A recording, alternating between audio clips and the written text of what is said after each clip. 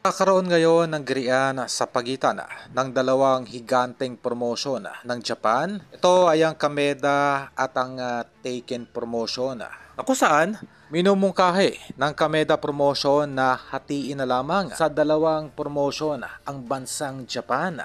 At dito po ay pumalag ang Taken promotion at ayon pa sa Taken promotion ay kanilang haharangin ang mga bigateng laban na gagawin ng Kameda promotion sa Tokyo, Japan.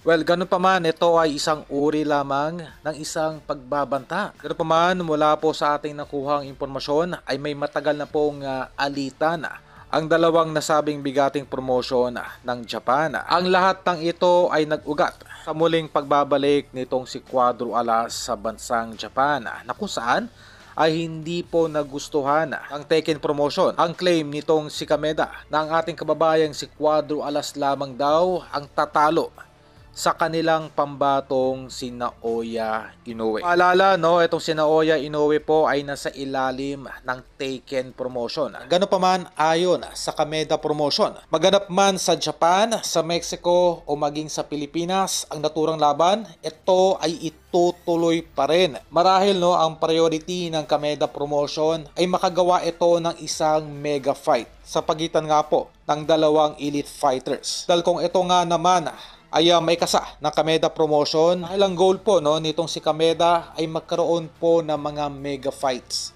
sa ilalim ng kanyang promotion. Dito po kasi nagkakaroon ng credibility ang isang promotion sa oras na ito ay makapagkasa ng mga interesting fights. Gaya na lamang sa anticipated matchup sa pagitan ng dalawang bad boy ng lower division